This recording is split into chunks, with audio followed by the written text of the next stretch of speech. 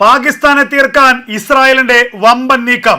പാകിസ്ഥാൻ പ്രധാനമന്ത്രി ബെഞ്ചമിൻ നെതന്യാഹുവിനെ തട്ടിക്കൊണ്ടുപോകാനുള്ള പാകിസ്ഥാൻ വിദേശകാര്യമന്ത്രി ഖാജ ആസിഫിന്റെ വലിയ പ്രഖ്യാപനത്തിന് പിന്നാലെയാണ് പാകിസ്ഥാനെ ലക്ഷ്യമിട്ടുകൊണ്ട് ഇസ്രായേലിന്റെ രഹസ്യാന്വേഷണ വിഭാഗം മൊസാദ് രംഗത്തിറങ്ങി എന്നുള്ള വാർത്തകൾ പുറത്തു വരുന്നത്. ഇന്ത്യയുടെ ഇന്ത്യയിലേക്ക് ഇസ്രായേലിന്റെ ചാരസംഘം എത്തുന്നു എന്നുള്ള ഏറ്റവും നിർണായകമായ വാർത്തകൾ പുറത്തു വരുന്നു. നേരത്തെ ഇസ്രായേലിന്റെ ശത്രുക്കളായിട്ടുള്ള ഹമാസിന്റെ ഭീകരന്മാർ പാക് അധീന കാശ്മീരിൽ ഉണ്ടെന്നും അവർക്ക് പാക് അധീന കാശ്മീരിൽ വലിയ സ്വീകരണം നൽകിയിട്ടുണ്ടെന്നുമുള്ള വാർത്തകൾ അന്താരാഷ്ട്ര മാധ്യമങ്ങൾ പുറത്തുവിട്ടിരുന്നു. ഇത് ഇന്ത്യയുടെ രഹസ്യാന്വേഷണ വിഭാഗം കണ്ടെത്തുകയും ചെയ്തിരുന്നു. ഇത് ഇസ്രായേലിനെ ഇന്ത്യ അറിയിക്കുകയും ചെയ്തിരുന്നു. അപ്പോൾ മുതൽ തന്നെ ഇസ്രായേലിന്റെ മൊസാദിന്റെ സാന്നിധ്യം പാകിസ്ഥാൻ കേന്ദ്രീകരിച്ച് പരിശോധന നടത്തുന്ന സാഹചര്യം ഉണ്ടായിരുന്നു. ഇപ്പോൾ ഇതാ ഇസ്രായേൽ പ്രധാനമന്ത്രിയെ തട്ടിക്കൊണ്ടുപോകാനും വധിക്കാനുമുള്ള വലിയ മുന്നറിയിപ്പ്, വലിയ നിർദ്ദേശമാണ് പാകിസ്ഥാന്റെ വിദേശകാര്യമന്ത്രി ഖാജ ആസിഫ് നൽകിയത്. ഇതിന് തുർക്കിയുടെയും അമേരിക്കയുടെയും സഹായം പാകിസ്ഥാൻ തേടി എന്നുള്ള വാർത്തകളും അന്താരാഷ്ട്ര മാധ്യമങ്ങൾ പുറത്തുവിട്ടു.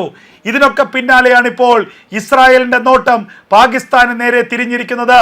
ഇസ്രായേൽ എന്ന രാജ്യത്തിന്റെ സൈനിക കരുത്തെന്ത് എന്നുള്ളത് ഇനിയുള്ള ദിവസങ്ങളിൽ പാകിസ്ഥാൻ അറിയും. ഇസ്രായേലിന്റെ രഹസ്യാന്വേഷണ വിഭാഗം മൊസാദിന്റെ കരുത്തെന്ത് എന്നുള്ളത് പാകിസ്ഥാൻ അറിയും.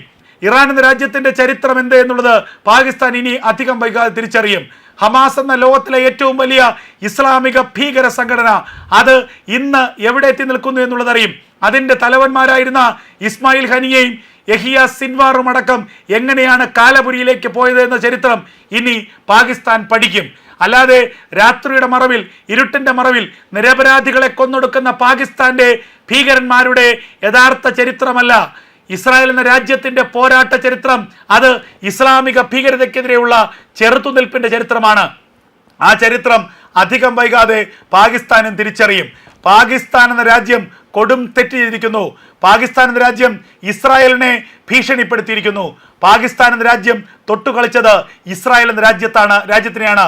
ഇസ്രായേലിന്റെ പ്രധാനമന്ത്രി ബെഞ്ചമിൻ നെതന്യാഹുവിനെ തട്ടിക്കൊണ്ടുപോകണമെന്ന ചിന്തയാണ് പാകിസ്ഥാന്റെ വിദേശകാര്യമന്ത്രി ഖാജ ആസിഫ് വെളിയിൽ പറഞ്ഞത്.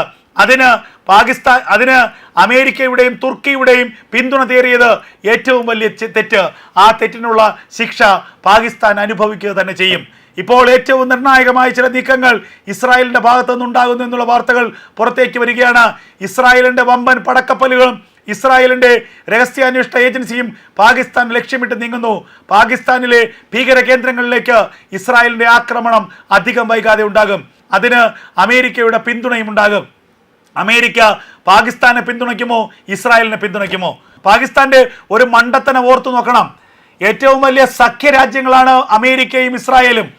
ഇറാന് നേരെ യുദ്ധം നടത്താൻ, ഹൂതികൾക്ക് നേരെ യുദ്ധം നടത്താൻ, ഹിസ്ബുള്ളയ്ക്ക് നേരെ യുദ്ധം നടത്താൻ, ഹമാസിന് നേരെ യുദ്ധം നടത്താൻ ഇസ്രായേലിനെ ഏറ്റവും അധികം സഹായിച്ച ലോകരാജ്യമാണ് അമേരിക്ക.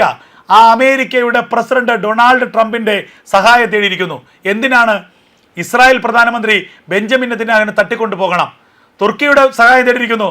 തുർക്കി വിചാരിച്ചാൽ ഇസ്രായേലിന്റെ രോമത്തിൽ തൊടാൻ കഴിയില്ല എന്നുള്ളത് ലോകരാജ്യങ്ങൾക്കറിയാം. അപ്പോൾ ഈ പാകിസ്ഥാൻ പൊട്ടന്മാരുടെ രാജ്യമാണ്. ഭീകരവാദം തിന്നും ഭീകരവാദം വളർത്തിയും വെളിവ് നഷ്ടപ്പെട്ട ഒരു കൂട്ടമാണ് ഈ പാകിസ്ഥാൻ. ആ പാകിസ്ഥാന്റെ വെളിവ് ഇസ്രായേൽ കൃത്യമായി ശരിയാക്കി കൊടുക്കും. അത് നമുക്ക് കൃത്യമായി കാണുകയും ചെയ്യാം. എന്താണ് പാകിസ്ഥാന് സംഭവിച്ചത്? എന്താണ് പാകിസ്ഥാനിൽ സംഭവിക്കുന്നത്? വെളിവ് നഷ്ടപ്പെട്ട ഒരു ഭരണകൂടം, വെളിവ് നഷ്ടപ്പെട്ട സൈനിക ജനറൽമാർ, ഓപ്പറേഷൻ സിന്ദൂറിൽ ഇന്ത്യ കൊടുത്ത ആഘാതത്തിൽ നിന്നും ഇതുവരെ മോചിതരാകാത്ത ഒരു കൂട്ടം സൈനിക മേധാവിമാർ, അതൊക്കെയാണ് പാകിസ്ഥാന്റെ ഇപ്പോഴത്തെ അവസ്ഥ. ആ പാകിസ്ഥാനെ ഛന്നഭിന്നമാക്കാൻ വേണ്ടി ബലൂച്ച് ലിബറേഷൻ ആർമിയുടെ ആക്രമണം, മറുഭാഗത്ത് നിന്ന് താലിബാന്റെ വലിയ ആക്രമണം. താലിബാനെ ഇന്ത്യ അംഗീകരിച്ചിരിക്കുന്നു. താലിബാന്റെ ഹൈക്കമ്മീഷണറേറ്റിൽ സ്ഥിരം അംഗം ഇന്നു മുതൽ ചുമതലയേൽക്കുകയാണ്. 5 വർഷക്കാലത്തിന് ശേഷം താലിബാനെ ഇന്ത്യ ഔദ്യോഗികമായി അംഗീകരിച്ചിരിക്കുന്നു. താലിബാന്റെ വിദേശകാര്യമന്ത്രി, താലിബാന്റെ ആഭ്യന്തരമന്ത്രിയൊക്കെ ഇന്ത്യയിൽ സന്ദർശനം നടത്തുന്നു. നിരവധി കരാറുകളിൽ ഇന്ത്യയും താലിബാനും ഒപ്പുവയ്ക്കുന്നു. അങ്ങനെ പാകിസ്ഥാനെ പൂർണ്ണമായി ഒഴിവാക്കിക്കൊണ്ട് താലിബാനെയും ബലൂജ് ലിബറേഷൻ ആർമിയും ഒക്കെ ഇന്ത്യ അംഗീകരിക്കുന്നു. ലോകത്ത് ആദ്യമായി ബലൂജ് ലിബറേഷൻ ആർമിയെ, ബലൂചിസ്ഥാൻ എന്ന രാജ്യത്തെ അംഗീകരിച്ച ഒരു രാജ്യമായി ഇന്ത്യ മാറുകയാണ്. ലോകത്തെ 4ാമത്തെ സാമ്പത്തിക ശക്തിയായി കുതിക്കുന്ന ഇന്ത്യയുടെ പിന്തുണ ഇവർക്കെല്ലാം വലിയ അനുഗ്രഹമാണ്. എവിടെ പാകിസ്ഥാനെ മൈൻഡ് ചെയ്യുന്നു? പാകിസ്ഥാൻ ആരാണ് ഒരു രാജ്യമായി കണക്കാക്കുന്നത്? പാകിസ്ഥാൻ ആരാണ് വില വയ്ക്കുന്നത്? പാകിസ്ഥാൻ എന്ന രാജ്യം ചത്തു തുലയട്ടെ, പട്ടിണി കൊണ്ട്, ഭീകരവാദം കൊണ്ട് പാകിസ്ഥാൻ ചത്തു തുലയട്ടെ എന്ന് ലോകരാജ്യങ്ങൾ പറയുന്നു. ആ പാകിസ്ഥാനെ ആര് വില വയ്ക്കുന്നു? ആ പാകിസ്ഥാനാണ് ഇസ്രായേലിൻ്റെ പ്രധാനമന്ത്രി ബെഞ്ചമിൻ നെതന്യാഹുവിനെ തട്ടിക്കൊണ്ടുപോകാൻ ആഹ്വാനം ചെയ്തത്. നിങ്ങൾ ഓർത്തു നോക്കണം, ഇറാൻ, ലെബനൻ, ഹൂതികൾ, ഹമാസ്, ഹിസ്ബുള്ള, സിറിയ തുടങ്ങിയ രാജ്യങ്ങൾ ഒന്നിച്ച് വിചാരിച്ചിട്ട് ഇസ്രായേലിൻ്റെ രോമത്ത് തൊടാൻ പറ്റിയില്ല. എന്നിട്ടാണ് ഈ പാകിസ്ഥാൻ എന്ന ചതഞ്ഞരഞ്ഞു പോയ, എല്ല് പൊടിഞ്ഞു പോയ, വക്കും സൈഡുമൊക്കെ പൊട്ടിപ്പോയ ഒരു രാജ്യം വിചാരിച്ചാൽ ഇസ്രായേലിൻ്റെ രോമത്തിൽ തൊടാൻ കഴിയില്ല എന്നുള്ളത് ഏറ്റവും വലിയ യാഥാർത്ഥ്യം. എന്തായാലും ബെഞ്ചമിൻ നെതന്യാഹുവിനെ തട്ടിക്കൊണ്ടുപോകാനുള്ള വലിയ തെറ്റിനെക്കുറിച്ച് പാകിസ്ഥാൻ ചിന്തിച്ചു.